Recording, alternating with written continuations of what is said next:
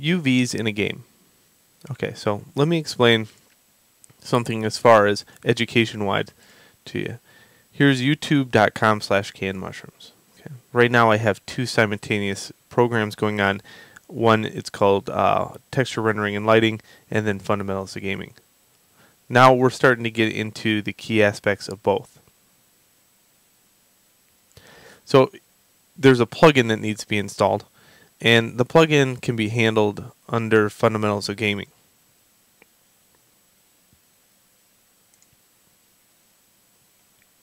You should probably watch some of these videos before you go on.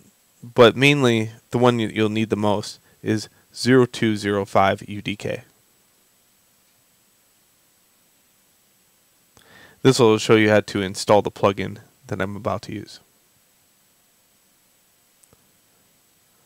This video, when it's done, will end up in the texture rendering and lighting class, however, as an example of things that you might want to know about UVs. It'll be chapter 7. You can see that by hitting the 07. It'd be 0702 for this. So the reason for this is we have to see long term what happens. What happens when I have different scenarios with UVs? What is possible? What rules can be broke? Well, there's a lot of rules that can be broke. Now, it's only in the fact that some game engines have rules that you can break. Not all game engines function the same way. Take, for instance, the UDK, Unreal Development Kit, supports multiple material, multiple texture. Okay? Which means, let's look at our UVs. This UV, and I kept stock UVs just for an example here. It's nothing about, laying out your UVs. So this one I turned sideways. Okay. This one I kept upright, and this one I scaled way out to the outside range of UVs. Okay. If I did these two together by mesh combining, you would know these as stacked UVs. Stacked UVs are what? Well, they're illegal. You can't have stacked UVs. Well, supposedly. Okay. Stacked UVs are good in certain circumstances. So now I'm changing the rules a little bit, as I laid them down in the channel. So in this case, stacked UVs. Well, I'm going to even complex it a little further and say all three of these are going to be stacked. Now not only do I have them stacked, but I have one that goes outside the UV range, which is another whole concept altogether that you don't want to do. Again, you can only do this because the Unreal Development Kit actually supports this stuff. Notice that these are three separate materials. Duh, but just in case, these are three separate materials. Material 1, Material 2, Material 3. I named them white, green, and red. Three separate textures. These textures have to be TGA format. Targa. In Photoshop, that's very easy. You save as, and you save as Targa.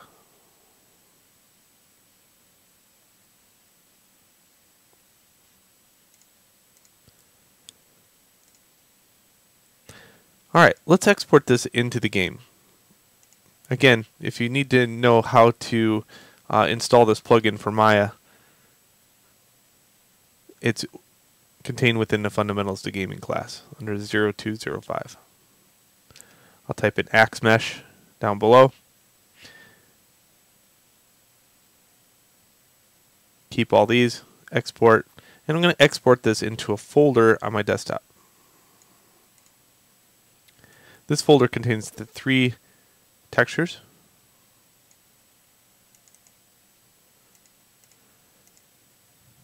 This one is going to be called cubes. Notice it said one part 3 materials. Okay, so let's go in game. I got this sample level kind of set up that I've just kind of been playing with.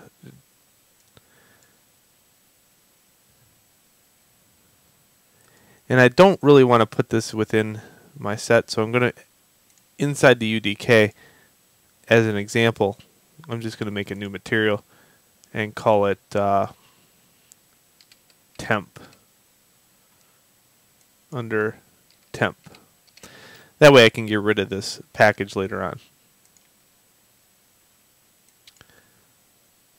I'm just going to add something really kind of silly in here. The silliness starts because, you know, I don't want to keep this.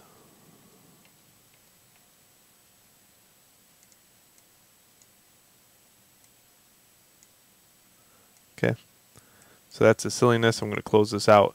The whole reason I had to do that is because now I have a blank package that I can work with. And now I can import things into this blank package. I'm going to import the cubes and the 3 textures that are TGA.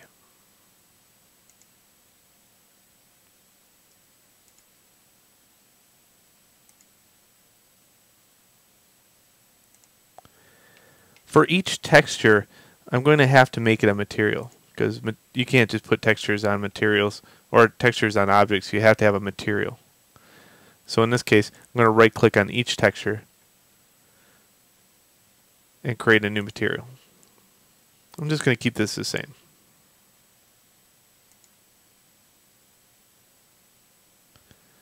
Down below it, I should have this, where I'll hold Control, click drag, add this to diffuse, hit the check mark, and close it out. This one, same thing.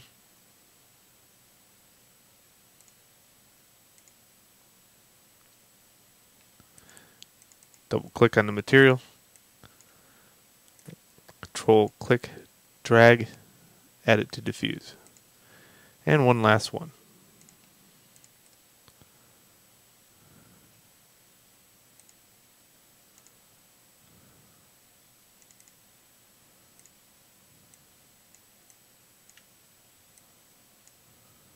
There we go. Okay, now there's 3 actual materials, but only one object. So how do I do that? Well, let's look at cubes. Here's my mesh, and you can see that the mesh is really small. That's fine. It's going to get scaled later. But you can see here, if I can get it just right, because it's so small, it's really sensitive to scaling. This one has been scaled outside the UV range. These 2 are normal. But look at the elements. It has 3 material channels.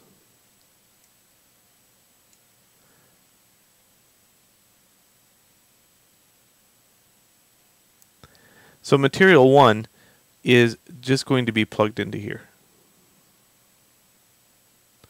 Okay, how I do that is go to material 1. I don't know which one material 1 is. That's the problem with the UDK.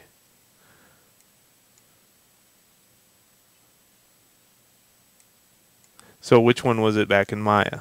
Well, back in Maya, the green one,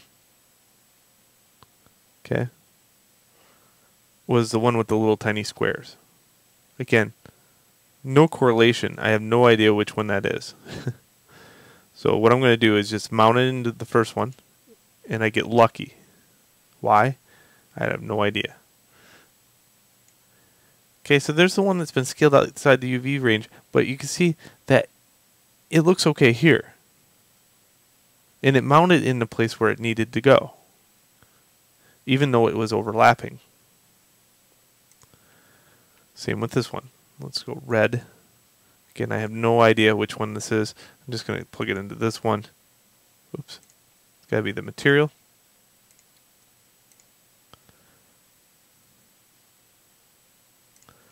And then the white one.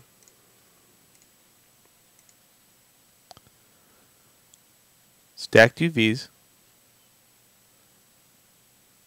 UV scaled outside of range, but yet it's still good within the UDK.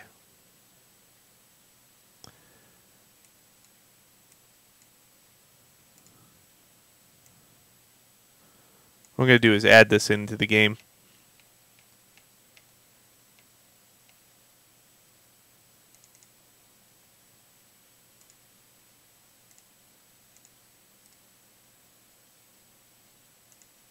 It's going to be really small. I'm going to have to really work hard at scaling these up some.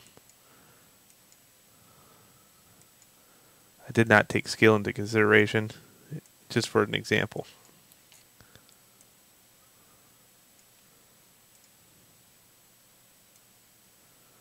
It's going to kind of rotate these and move them up. And I'm just going to build all. This is the ability to fix all the lighting in the UDK.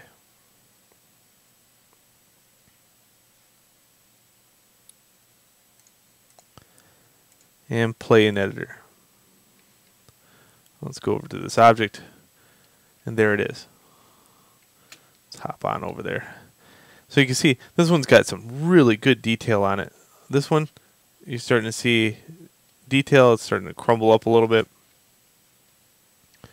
The moral of the story here is, I want to show you what's possible and why we are doing or studying the things that we do. Oftentimes an instructor just goes, well, do this and this and this and this, but they don't show the end of the road. So this is my ability to show you what the end of the road really is. There are rules we can follow, and there are rules we can break, and this is one of them. So this video doesn't really have an assignment, but it is chapter 7. And it's just an informative type of chapter. So this is to inform you that we've reached the end of the road as far as UVs. We might have another couple concepts later on, but really this is the end of the road. Okay. Now back in Maya, let's say we do something silly, right?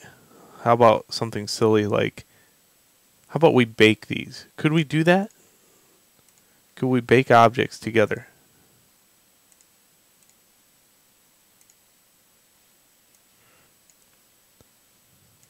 This is one object. It's a single object.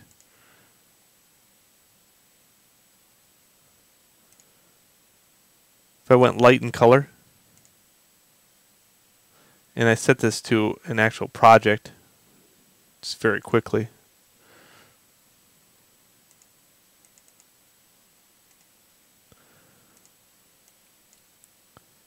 And I'm just going to keep everything just the same. And I'm going to say bake to one map. Could I do that? 3 textures to one map.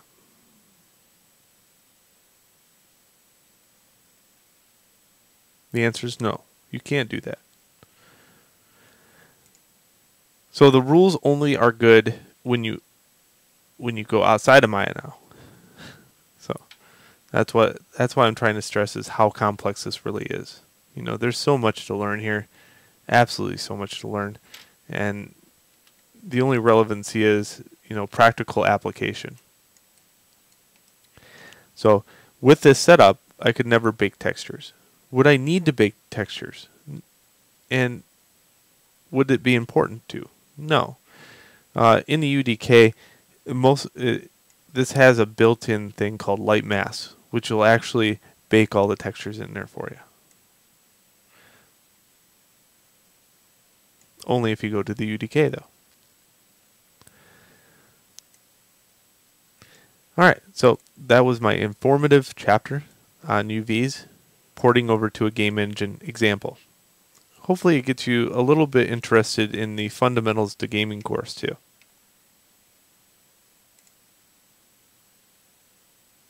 Alright, have a good one until next lesson.